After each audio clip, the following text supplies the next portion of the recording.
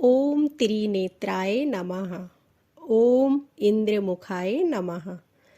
सभी श्रोताओं और दर्शकों को मेरा नमस्कार। आज हम रसपान करेंगे सोमवार व्रत कथा का। कथा का आनंद लेने के लिए वीडियो को अंत तक देखें और यदि आपने हमारा चैनल सब्सक्राइब नहीं किया है तो तुरंत सब्सक्राइब करें और बेल आइकन दबाएं। यदि आप लोग भी सोमवार का व्रत रखते हैं तो आपको यह कथा अवश्य सुननी चाहिए। तो आइए आरंभ करते हैं आज की सोमवार व्रत कथा। सोमवार का दिन शंकर भगवान को समर्पित होता है। आज के दिन भक्त भोलेनाथ को प्रसन्न करने के लिए विशेष पूजा अर्चना करते हैं। कुछ लोग आज के दिन व्रत भी रखते हैं ताकि शिव की विशेष कृपा प्राप्त की जा सके। बाबा भोलेनाथ के आशीर्वाद के लिए आप भी सोमवार का व्रत कर रहे हैं तो शिव व्रत कथा को पढ़कर या सुनकर इस उपवास को पूरा करें। सोमवार व्रत की विधि।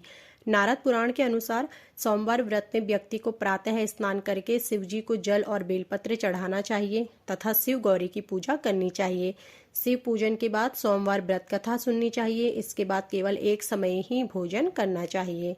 साधारण रूप से सोमवार का व्रत के दिन के तीसरे तक होता है, मतलब शाम तक रखा जाता है। सोमवार व्रत 3 प्रकार का होता है: प्रति सोमवार व्रत, सौम्य प्रदोष व्रत और 16 सोमवार का व्रत। इन सभी व्रतों के लिए एक ही विधि होती है। सोमवार की व्रत कथा। एक समय की बात है, किसी नगर में एक साहूकार रहता था। उसके घर में धन की कोई कमी नहीं थी, लेकिन उसकी कोई संतान नहीं थी। इस कारण वह बहुत दुखी था। पुत्र प्राप्ति के लिए वह प्रत्येक सोमवार व्रत रखता था और पूरी श्रद्धा के साथ शिव मंदिर जाकर भगवान शिव और पार्वती जी की पूजा करता था। उसकी भक्ति देखकर एक दिन माँ पार्वती प्रसन्न हो गई और भगवान शिव से उस साहूकार की मनोकामना पूर्ण करने का आग्रह किया। पार्वती जी की इच्छा सुनकर भगवान शिव ने कहा, हे पार्वती, इस संसार में हर प्राणी को उसके कर्मों का फल मिलता है और जिसके भाग्य में जो होगा उसे वही भोगना पड़ता है। लेकिन पार्वती जी ने साहूकार की भक्ति का मान रखने के लिए उसकी मनोकामना पूर्ण करने की इच्छा जताई।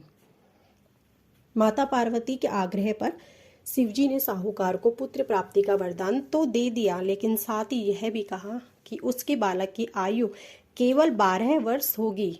माता पार्वती और भगवान शिव की बातचीत को साहूकार सुन रहा था। उसे ना तो इस बात की खुशी हुई और ना ही दुख हुआ। वह पहले की भांति शिवजी की पूजा करता रहा। कुछ समय के बाद साहूकार के घर एक पुत्र का जन्म हुआ। जब वह बालक 11 वर्ष का हुआ तो उसने पढ़ाई के लिए अपने पुत्र को काशी भेज दिया। साहूकार ने पुत्र के मामा को बुलाकर उसे बहुत सारा धन दिया और कहा कि तुम इस बालक को काशी विद्या प्राप्ति के लिए ले जाओ और मार्ग में यज्ञ कराना। जहाँ भी यज्ञ कराओ वहाँ ब्राह्मणों को भोजन कराना और दक्षिणा देते हुए जाना। दोनों मामा भांजे इसी तरह यज्ञ कराते और ब्राह्मणों को दान दक्षिणा देते काशी की ओर चल पड़े।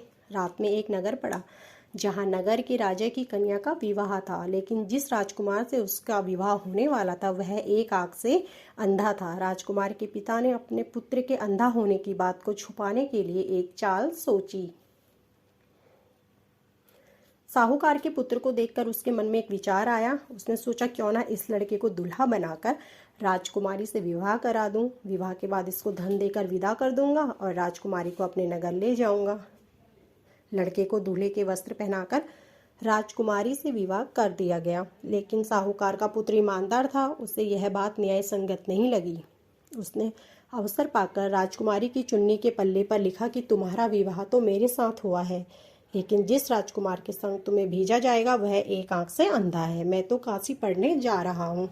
जब राजकुमारी ने चुन्नी पर लिखी बातें पढ़ी तो उसने अपने माता पिता को यह बात बताई। राजा ने अपनी पुत्री को विदा नहीं किया, जिससे बारात वापस चली गई। दूसरी ओर साहूकार का लड़का और उसका मामा काशी पहुंचे। वहां जाकर उन्होंने यज्ञ किया। जिस दिन लड़के की आयु 12 साल की हुई उसी दिन यज्ञ रखा गया। लड़के ने अपने मामा से कहा कि मेरी तबीयत कुछ ठीक नहीं है। मामा ने कहा कि तुम अंदर जाकर सो जाओ।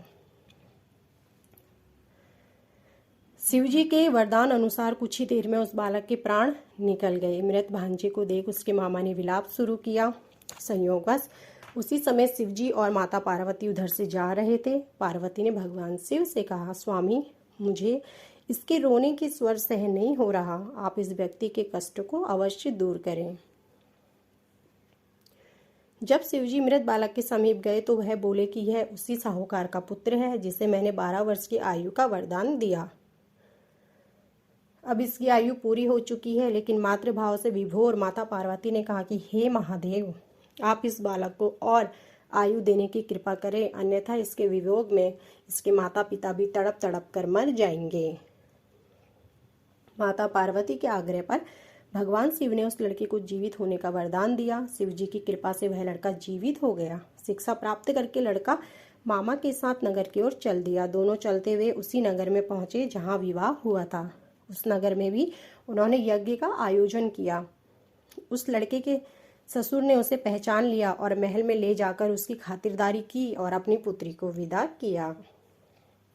इधर साहूकार और उसकी पत्नी भूखी प्यासे रहकर बेटे की प्रतीक्षा कर रहे थे। उन्होंने प्रण कर रखा था कि यदि हमने अपने बेटे की मृत्यु का समाचार मिला तो वह भी प्राण त्याग देंगे, परंतु अपने बेटे के जीवित होने का समाचार पाकर वह बेहद प्रसन्न हुए। उसी रात भगवान शिव ने व्यापारी के स्वप्न में आकर कहा, हे सृष्टि, मैंने तेरे सोमवार के व्रत करने और व्रत कथा को सुनने से प्रसन्न होकर तेरे पुत्र को लंबी आयु प्रदान की है।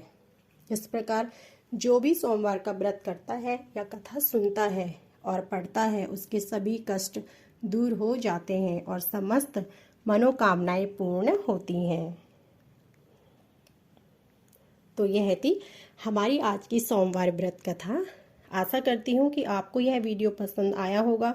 ऐसे ही धार्मिक व्रत कथाओं और पूजन विधि के बारे में जानकारी प्राप्त करने के लिए हमारे चैनल को आज ही सब्सक्राइब करें और बेल आइकन दबाएं, जिससे कि हमारी वीडियो प्रसारित होते ही आपको जानकारी मिल सके। आप सभी का धन्यवाद।